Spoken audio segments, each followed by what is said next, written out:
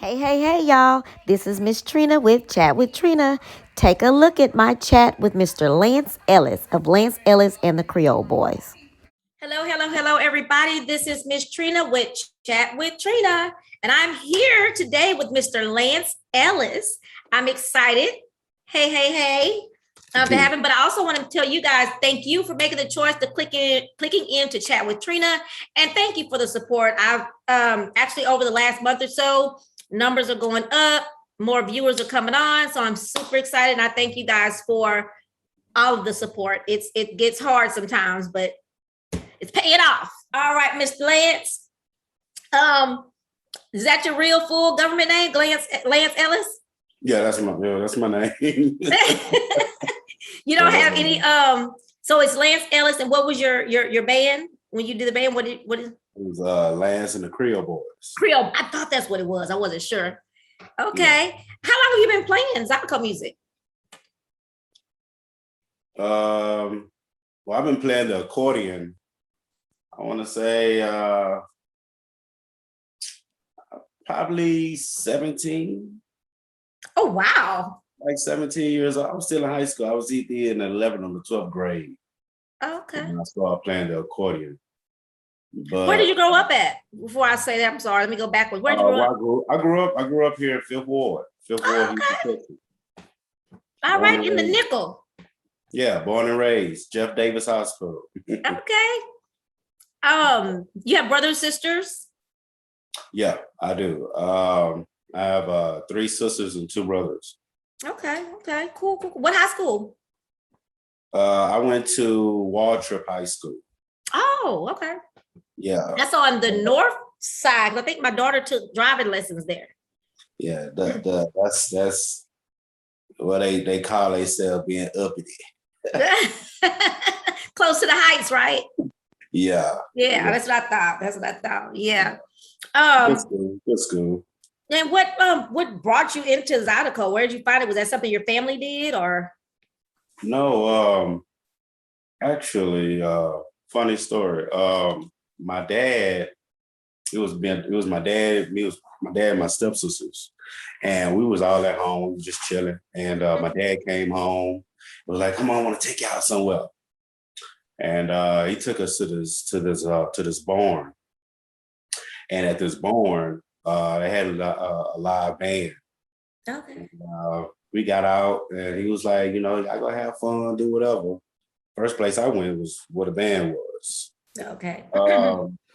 Went and checked out the band. I think I literally stood there for about an hour. Just watching. Yeah, just watching. They've been playing for a while, so they was about to go on break. So do you remember who it was playing? Noonie.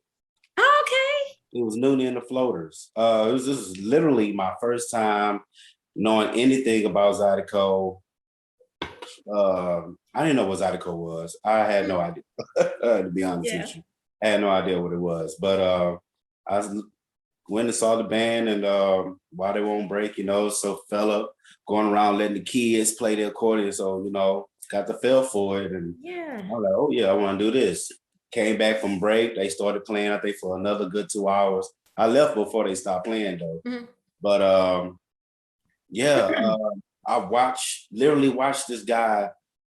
I was literally watching him and how the crowd was reacting to this music, and they were having so much fun. When I tell you these people was having so much fun, this was back when Coco was playing. So yeah, this dreads. Yeah. But Noonie and his Zydeco Floaters, man, they was literally the introduction. Zydeco. Oh, that's awesome. Yeah. And so you went home and told your parents, "Hey, this is what I want to do now." It took a while. Okay. But my mom went and bought the Keith Frank. He would live at Slim's Waikiki. Because that was at the time when the parents was going to Crosby Festival, but the kids were going. You know what I'm saying? My mom, I think that was the last time Bojack actually played too. But that's back then when the kids weren't going to the Crosby Festival. So my mama went to the CrossFit Festival and fell in love with Keith Frank. So she started going to buy all his CDs. So at home she would play them. I'm like, okay, that's jamming. You know, it took a while for me to just say, yeah, that's what I want to do. It already in the back of my mind, I was like, I want the instrument, but it wasn't like something I wanted to do. Right, yeah. But I knew I wanted the instrument. So listen to the music for a little while. I got a feel for it, started enjoying it, started liking it. Eventually, I ended up buying my own CDs, Zydeco CDs and stuff like that. And I think by the time I got to the 12th grade, summertime hit, and I was like, I met, it was 2 other accordion players at my school, and I became friends with them. And they would bring the accordion to school. And I eventually got the feel for it and was like, okay, yeah. I want to do this. I want to do this. This is what I want to do. Did you buy your first accordion or just were you gifted? No, I didn't. I was actually at my grandmother's house for so, and I was like, man, grandma, man, I want an accordion. I want an accordion. And I was like, my mama ain't gonna get me no accordion. She was like, your mama gonna get you one. Don't worry about it. She gonna get you one. When in fact, she already knew my mama had bought it. There's a fella by the name of Dexter Simon. Dexter Simon worked on the I'm So Glad album with Step Rito and the Zydeco Outlaws. In fact, I've been knowing Dexter Simon since I was a little kid. He used to come here. Dexter Simon went and helped my mom find the little toy. Little toy accordion. So he bought me a little toy accordion. And when I got home from my grandma's house, it was laying on my bed. When did you decide that you were going to be a band leader?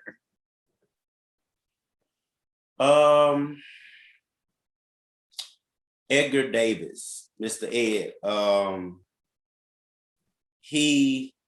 Ed Davis, Barbecue Depot? Yeah. I was at a bad time in my life, and he was a big help. You know, he was helping me and stuff. And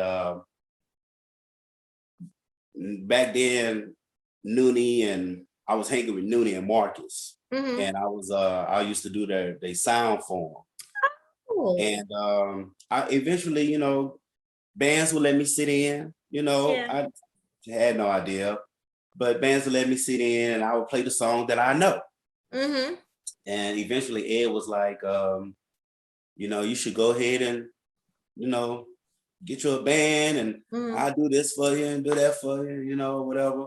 So I ended up started working for Noonie and the Floaters as they sound man. And Noonie would always let me play, always let me play, always let me play. And Ed would always be in my ear, you know, do this and do that and do this and do that. So one summer I was like, you know what? Lance and the Creole Boys is what I'm gonna call it. And that was actually the year I graduated from high school. So I was like, okay. And then I came up with my name. Okay. I had no idea that you were that close with the Noonie, how that came about. That's cool that that's the first band you saw play and what inspired you to do this. And then they ended up, but that is really, I like that. I heard your video that you did, which sparked my interest. You always spark my interest because you're always so real. And I love people that are real and they just speak the truth. Because I thought it was awesome that you did that, because it is the story of a lot of people, but they don't have the courage to speak out about it. So I thought it was awesome that you can speak out about it and you were very open. You mentioned that you've done all this work, you're working hard, and you're still not getting anywhere. Where were you at that moment? Like, what was going on? Which I can kind of imagine, but I know frustration. Yeah, it's I guess when you feel like you've done what you have supposed to have done and it don't get noticed, it affects you. I feel like people saw the hard work being done and it was not being supported because it wasn't what they liked. You know,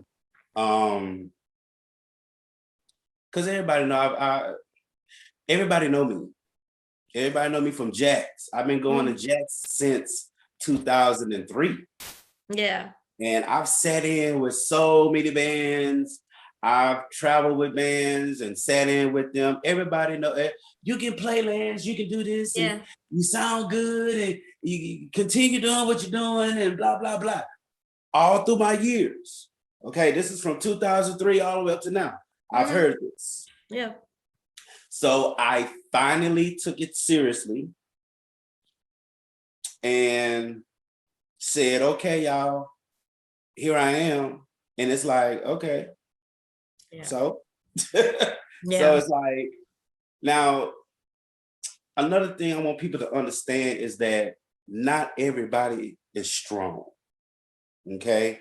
Not everybody's the same, man. Yeah. Not everybody has the heart to do and to handle what comes with Zydeco. A lot of guys are out here, they play, and people talk about them like a dog, and they know it, and it doesn't bother them. They do what they do. Yeah. Not everybody is like that. Everybody's not built like that. Has a strong heart and a strong mind to deal with that. You know what I'm saying? Yeah. So it can become frustrating. What would you like to see happen? What would help? What could we do to help you as far as support that you want, that you would like? Now one thing. Now I promote myself, right? And people can tell you I get on their nerves promoting myself. You know, that's just how I felt. You know, that's okay. It's a lot of people who might say,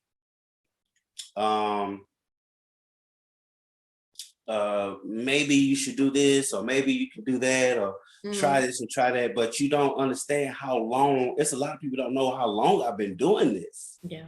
You know, so I felt like when it came about, I guess I felt like everybody was going to be like, oh, he finally did it. And everybody was going to be like, oh yeah, here we go. You know what I'm saying?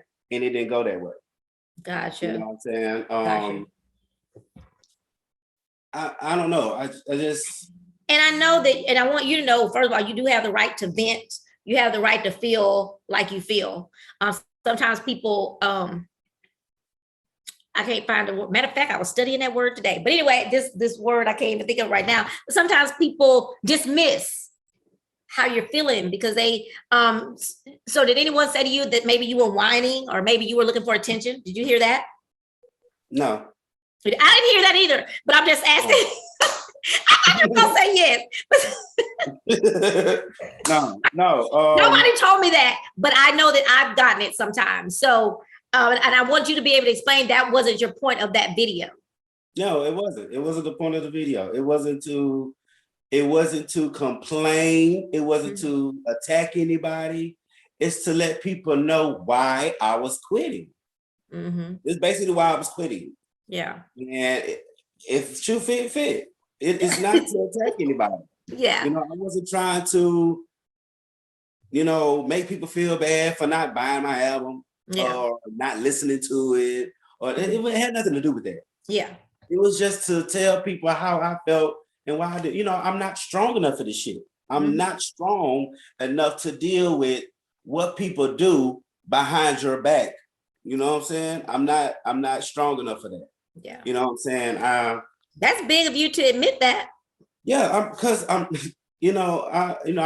have a lot of mental issues going on. You know what I'm saying? And it caused emotional stuff going on. Oh, okay? Absolutely.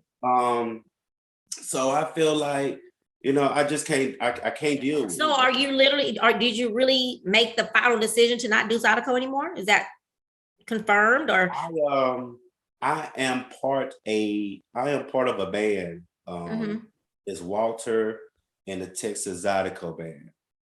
Walter has been a friend. He's been a brother. We met, it was a promise I made to Walter. I told him, hey man, you can play for me And when it's vice versa, hey, I play for you. So I'm gonna hold on to my promise. I'm gonna play rub board for Walter. Walter has a gig, and I'm able to play rub board. I will go play rub board for Walter. Okay. I'm in that band. That's my band. That's who I'm part of. I'm part of his band. But as far as Lance and the Creole Boys, that doesn't exist anymore. Okay.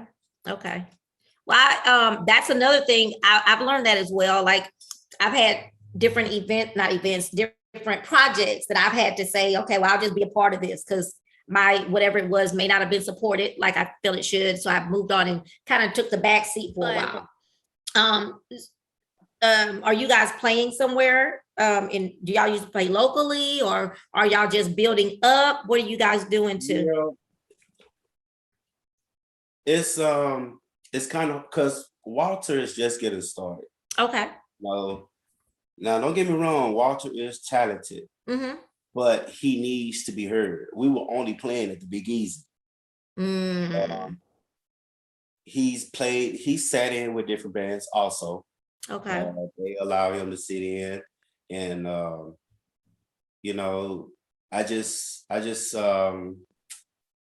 felt like, if I just feel like he needs to be heard.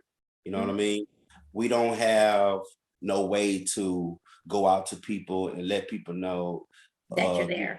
Bookings. We don't have no person to handle the bookings. He's usually like, hey man, if you think we can do this, man, won't you try to help us get there? And I'll be like, hey man, I see what I can do. You know what I'm saying? I get on Facebook and try to holler at him or whatever. But I've been trying to tell Walter, you got to get out there too. You know what I'm saying? Yeah. He does. He tries to go the out. Entire band. Yeah, he tries to go out when he can and sit in or whatever. But no, right now we haven't been playing, but we're gonna try to definitely. And y'all, I mean, since you just started, you have to start somewhere. But I just want you to I wanted you to be heard, because then I wanted to say to you, not that I'm anybody, but to say that your feelings were valid. And it sparked my attention because I felt the same way that you felt. And so I kind of want to let you know that you're not out there by yourself. Everybody won't admit it, but I'll admit it. It can become mentally challenging, when you're out here busting your ass to get something done and you can't get people to support you. And yes, they be like, oh, you do a good job. Well, you can't even hit subscribe on my channel. So I get it. And it definitely hit home to me. Yeah, because going to the studio, man, that stuff costs money. Going to the studio, and then if you don't have your own band, you're trying to get other musicians to come in there and work with you. And that's kind of hard too, because these are not your musicians and you're going to have to pay them. Got to pay them. So you're not only paying for the studio, you're paying to have these guys to come and help you out. You know what I'm saying? And I felt like I was just wasting money. Zydeco Freak was the very first song I ever created. I created that song at Mitch Maltby's house, and we was playing around and it came about. Yeah. It came about. Zydeco Freak was the first song ever. I used to play that. Nobody knew nothing about it, but the song was popular. It was something, I have no idea. I can't give you no answer. I don't know how it got popular. I don't. Everybody, because eventually everybody kept saying Zydeco Freak this, Zydeco Freak, Zydeco Freak, Zydeco Freak. So I was like, that's gonna be the very first song I introduced to the Zydeco universe as Lance and the Creole Boys. And it did great. It did great. So that's why I'm not that's why I'm like, okay, one song did good. So what happened to the rest of the album? You know what I'm saying? And I felt like music has changed so much. You can't do nothing else. You can't give these people nothing else because that's all they want. I was at Leon Chavis's show one day, right? Leon Chavis played maybe 4 songs from his album, okay? And people were lit. This man played a Boozoo song, and that dance floor was empty. And as soon as he went back and played Susie Q, because the Boozoo song he played before Susie Q, it was a little old school, but it was man, that floor was empty. And as soon as he played Susie Q, that dance floor was packed. These people are focused. You can't play nothing else for them. They don't want nothing else. Now, in order for you to now there is a crowd you can play for that's not local. Like you got Curly Taylor, Gino, you got Rusty Mator, these boys, Ruben, these boys travel. You know what I'm saying? They travel with their Zydeco. Zydeco is really literally all over the world. Yeah, I found that out not too long ago. So it's like, but you have to start somewhere. And here at home is where I was trying to start. Clifton Chenier said himself he had to go somewhere else to become who he was. I have some faults in this too, because the play Zydeco take money. You know what I'm saying? So I can admit that, yeah, I don't have the necessary money to buy this and to buy that and to get this. You know, the people talking about, oh, you got layaway, you got the, you don't know my problem. You don't know my situation. You can't tell me all I can do is this and all I can do is that, because you don't know what I'm going through. And that's another reason why I stopped playing Zydeco, because I know my situation. You know what I'm saying? And I know what I can do and what I cannot do. What about when those people say that?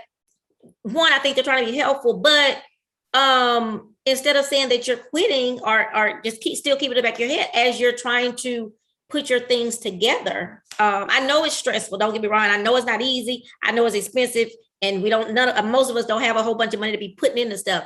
But before you just throw in the towel, think about putting things and I don't know your story, so I can't say all that, but you know what I mean? Find a way to start. If that's what your passion really is what I'm thinking. But if your passion is Zydeco and you found a band that you can gel with, that may be what you need to do. If they have the equipment, they have everything that you need, I think that may be your end, said that, hey, Lance, he know your band, if he puts a good job in my face, and if I do this and I do that and everything falls into place, then I could see myself playing Zydeco. What time? I'm not a singer. Okay. I'm not a singer. I believe I can write my ass off. I can write. But at the same time, it's like, I don't want to give no concert. I want to give a show. I don't want to be out there singing to a crowd where people just standing there looking at me. That's not how I was born. You want to be an entertainer. I want to entertain. I'm supposed to be up there laughing and having a good time with my band because people out there dancing. I'm supposed to be out there pointing and telling, hey man, look at that couple right there. Look at that couple right there. They getting down. I'm not supposed to be pointing and looking at my band talking about, man, look at this. Look at that girl shaking her ass over there. Look at it. Look at this girl over here. I don't mean to laugh. You know what I'm saying? Like, I'm not supposed to be. That's not why I play Zydeco, because Zydeco made me feel some type of way when I was playing. The way I felt, that's the way I want people to feel. Absolutely. I used, when that song come on, baby, I want to dance. I want, my sweat. When you leave that show, you're supposed to be sweating and all this here. Do you ever think about this, if you don't mind me saying this? And I know it's been a long time. But do you still think that maybe it's just that time still haven't just hit?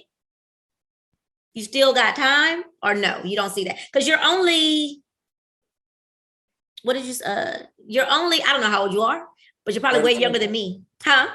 37. Oh, you're 37. I didn't know you would, I didn't, oh, okay. And you've been playing since 17. Wow. Okay. I get where you're coming from. I feel you. We here.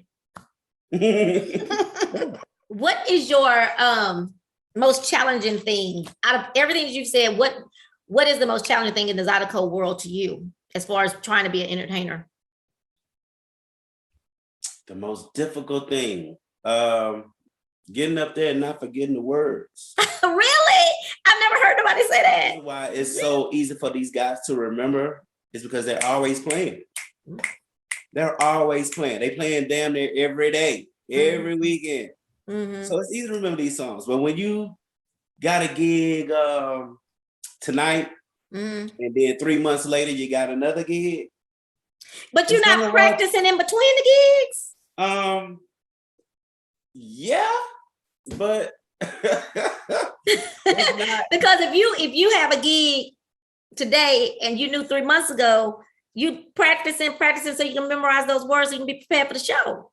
Well, preparation. It's kind of hard to practice, man, when you really don't have a band. You know, I'm not gonna sit up here and act like that. I just had it, going on with Lance and the Creole. I really didn't. I had no equipment. I had no band. I've always had to call people to help me out. I will be honest with you. I've had some other people on the show, different people, and I've asked that question, like, what would you tell artists that are out here trying and busting their butts to get it? And that's actually the first thing they say is make sure that if you're a band leader, you have your equipment. So you agree with that? Yeah. Okay. Yeah. So you think that that's part of your, I don't want to use the word downfall. I want to use your challenge. Yeah. Okay. I've had all these ideas in my head. And while I'm not gigging or I don't have this or I don't have that, there's people out there that's coming over to, you'd be like, man, that was my idea. Or I was going to do that. Or so it's that's another thing hard to do is because everybody's trying to change the game. Everybody's trying to be different. Everybody trying to, elevate Zydeco. And that's where do you see that as a problem? I'm not trying to elevate it. I don't want to elevate it. I don't want to do what everybody else is doing. You just want to do the regular Creole, traditional. I'm a big fan of Rusty because the guy he kind of does what everybody else is doing. And Wayne said with the same old two-step also. They put just an intimacy, tiny bit of this new flavor in their music, but they keeping it Creole. When you go to their shows, you're dancing. Yeah. You're dancing. You don't, you're not literally just watching them, Yeah. And I like many genres of music. And music evolves though, like everything evolves. And I don't know if you've ever heard people say that if things don't evolve, they die. Yeah. When our dance, I'm a part of a dance community. And so when some of the younger people come in and they start adding this and that to the dance, people get mad. So, they're messing it up. They're changing it. But you can still do what you do and they do what they do because you have to keep evolving or it will die. It will die out. So I think in my mind, I don't know how true this is. In my mind, because the first band I ever saw Zydeco was J. Paul Jr. Okay. Because I'd heard of Zydeco. I'd heard what the Creole was. And back then I was much younger. And so I didn't like it. So when I heard him, that's what brought me into Zydeco. I was like, oh, okay. So what that music did was draw me into Zydeco to start learning to like the other. Just like church music, gospel music. Gospel music used to be straight church, right? But then you got your Kirk Franklin that came out and started adding to it. But what did it do? Some people say, oh, that's not church music. They played it in the club. But what did it do? It brought people in to love gospel music and start liking more gospel music. So that's all I'm saying. I know that there are some bands that want the traditional, but it's okay to let some people do some different things to pull you some new Zydeco lovers into the fold. And then they start just like me. Again, I didn't like the waltzes and stuff, but now I've learned to love the waltz. Like it's cool. I can't dance to the waltz, but I'm liking it. And so I'm not trying to dismiss your thoughts because I believe them, but also sometimes we have to think about that part of it, that sometimes some people have to change up to draw more people in, bring some younger people. Now, I ain't gonna lie. Sometimes I wish the younger people wasn't here to trust and believe. You know, at the end of the day, you don't want it to die. And in order to keep it from dying, we gotta do some different things. But Boss you, the more new school. Oh, yeah, I could say he's more new school. He likes the groove. You know, I'm not against it. Now, don't get me wrong, I'm not against it because Chris and Paul, they're pretty much at the top of the line. They're at the top for this. You know what I'm saying? Because they literally, you could say they started it. You know, so I listen to it and I jam it and I groove it, but that's not what I play. Right? Yeah. Yeah. You know what I'm saying? Like that's not because that's not why I wanted to play it. This is not the reason. Like when I get on Facebook and I see the crowds, that is not why I wanted to play. When I went to go see Noonan and them for the first time in my life, people were jamming, people were dancing, grooving. When you went to Jack's, I learned how to Zydeco at Jack's. People were dancing and jamming and getting in it, you know. And now it's not like that anymore. And I just feel like I'm out of place. I don't feel like I fit in nowhere in this. Out of everything that you've dealt with, as far as Zydeco, what was the most rewarding thing? What were the good things that happened in Zydeco? Zydeco Freak won. Yeah, of course, because that did numbers for me. That song I played on the radio. Oh, really? That song I played on the radio, it was people that used to call me on my phone. They'd be like, man, we in Dallas, Texas, man, and they at the trail ride jamming your song. And wow, okay. Zydeco Freak also was engineered by Brian Jack. Oh, okay. Brian Jack Studio. It was just me and two guys at first. So basically the band that did Zydeco Freak was me. It was Mitch, Sid on bass, and Brian Jack. You have like a huge surrounding. You have a really good. It's how people make you feel. Yeah. After you done played, you know what I'm saying? That always did something to me. I always, after a show, I used to go to everybody and shake their hand. Okay. Every show. I used to go and thank everybody, shake their hand, because, I didn't have a big crowd usually. So I could go around the club and, be like, thank y'all, or thank you for coming, or thank you for dancing, or whatever. It was always rewarding to see those people that had a good time. Yeah. Yeah, those are some good things. And it's in my mind, just us talking, another positive thing is that while you have some, and even on your video, when you did that video, a lot of people that step in, I was like, oh my God, these are some really cool people that are, here showing that they care and supporting, even though they may not be supporting in the way that would have benefited you in your talent and your music. They were trying to support you mentally, and that's always important, because everybody don't get that. You cook. Yeah. I see you cooking. How did you learn to cook? And is that something that you picked up?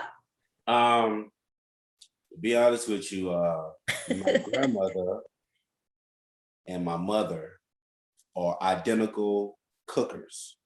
They twin cookers. Like they season, they season the same, they cook the same, use the same pots. They're identical cookers. So watching them cook, and then growing up knowing I would have to cook on my own. Everybody, all my siblings, we're all breakfast cookers. Everybody you cook a lot of breakfast. Gotta get up and cook breakfast. But I learned like the ins and outs of cooking. Like my grandma, like who knows to take the butter and blind the egg when you're making over medium eggs, like, Definitely not me. That's part of cooking. You know what I'm saying? Yeah. And because I can tell you 90% of the people do not know how to take that butter or take that oil and blind the egg before you flip it over. I don't. Okay. I can't really cook, so. But it's have you thought about going into that kind of business? No. I don't have to. You don't like it like that? Oh no. Nah, that's that. Even though I'm better at just cooking for myself. Oh, okay, okay. Some people say it's therapeutic. Yeah, my mom and my sister. Don't get me wrong, it's very therapeutic, but I think I get nervous when I cook for people. Yeah. And then that's another that's being judged again. Yeah, not even my mom. Even my mom, I'm nervous cooking for her sometimes. Really? Yeah. Because I want to make sure it's right, and so it's. I get that. Yeah, so it's I get nervous when I cook for other people. So I don't know, but it's better when I cook for myself. So. For yourself. Okay. Well, I see you cooking. I'll be like, why you don't go on and get one of these food trucks and do some things? Yeah. I've heard that before. Can you tell us where we can find your music? Yes, of course. Why you say it like that? Yeah, because nowadays, people love free stuff, but trust and believe. It's on all platforms. Wherever you want. If you want to buy it, it's available to buy. We want to buy it, y'all. If you got iTunes, Spotify. Yeah, Spotify. It's literally on all streaming platforms. You don't want to buy it, you want to listen to it, you're more than welcome to go to YouTube. Don't be telling them where to get it from free. Well, it's been out. It's been out for my album been out since October 19th, which came out on my mom's and my dad's anniversary. Okay. Well, let's be fair. Okay. The pandemic came out right about then. Yes. Okay. Yeah, the next following year. Yeah. I'm just saying. What about a re-release?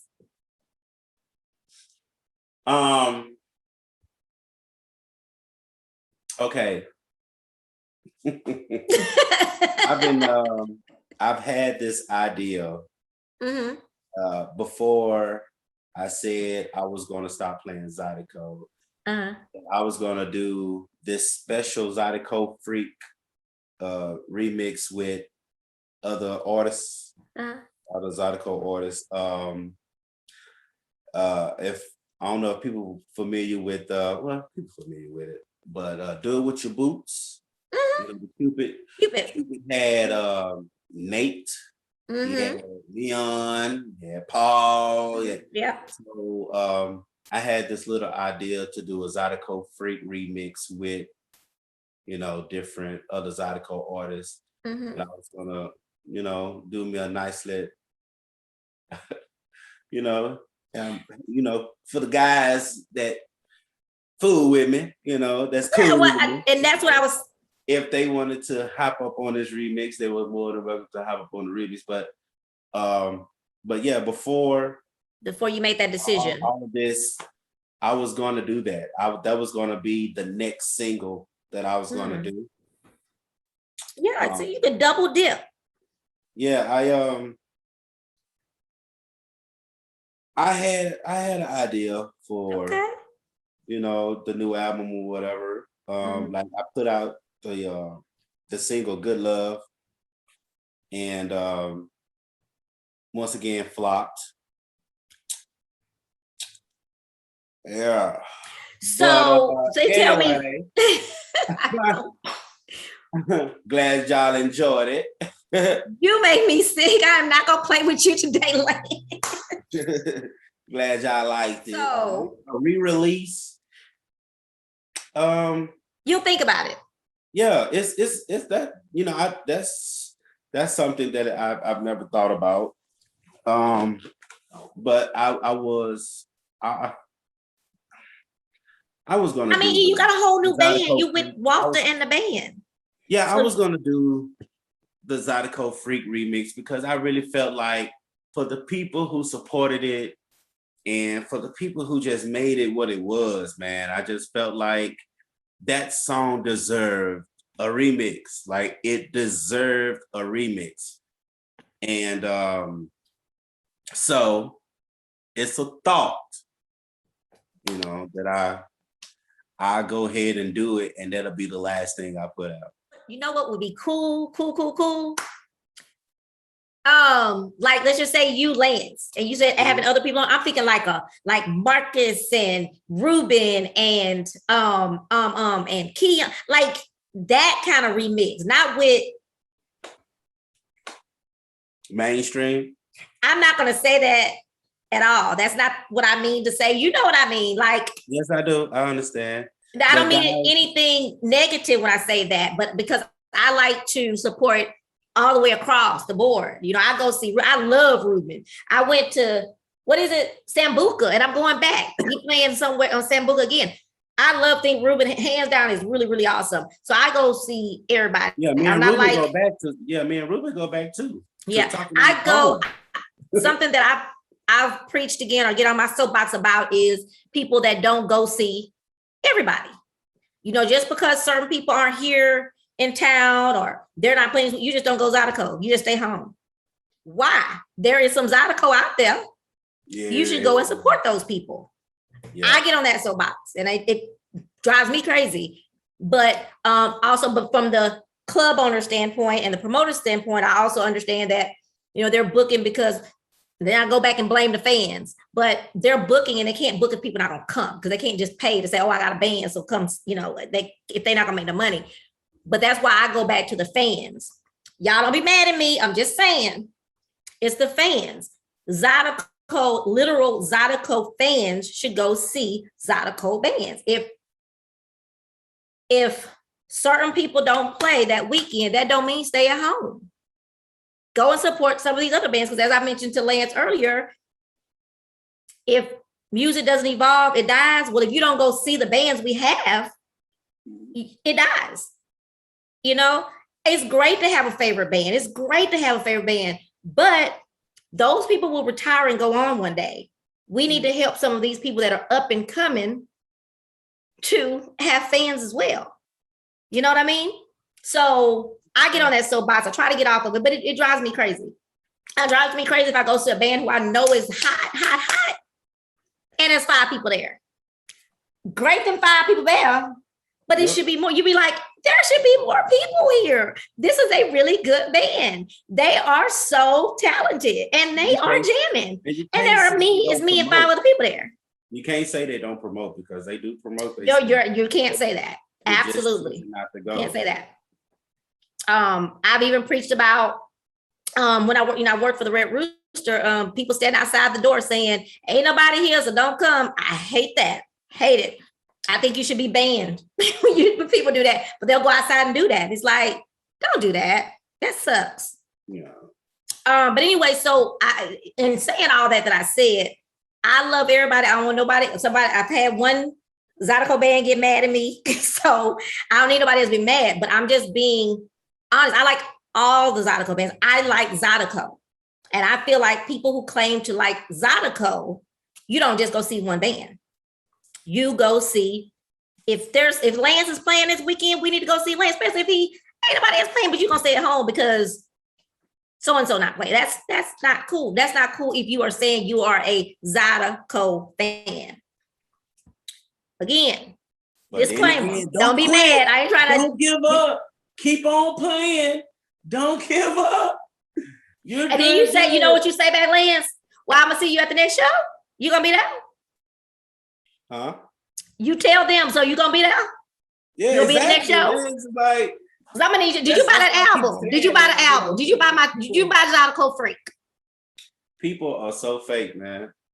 So I ain't gonna go there, but I'm just saying, because they'll beat me up and I, like I said, I got one Zydeco band that don't want it, then ban me. So I can't. I got to I'm gonna speak my truth, but I don't want to offend anybody because that ain't the point. But it is what it is. Let me make that disclaimer. I'm not trying to offend anybody. I just think we should be an equal opportunity.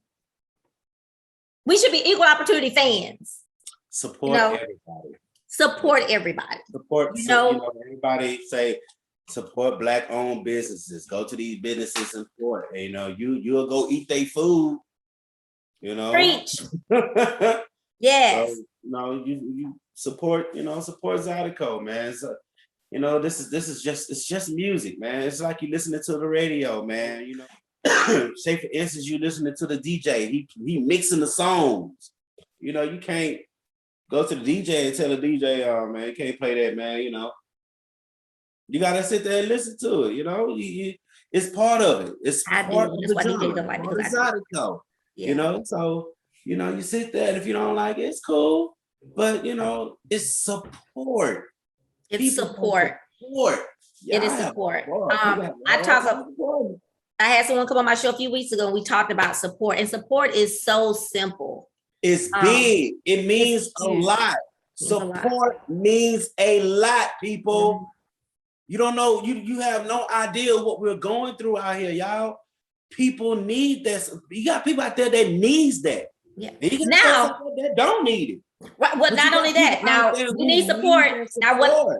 Right. But what I will say, let's be fair on both sides. Yes, we need support because I need support. Now, if you don't like what I do, cool. Don't support. I get it. But pass me on to somebody that might like me. Or pass me somebody that like what I do. At least. It's free to click like. It's free to click share. It's free to just say, hey, ain't nobody playing this weekend. But Ruben over here, Lance over here, Brian Jack over here. So that don't cost a penny to just pass it on and support. Anyway, do you have any last words that you want to?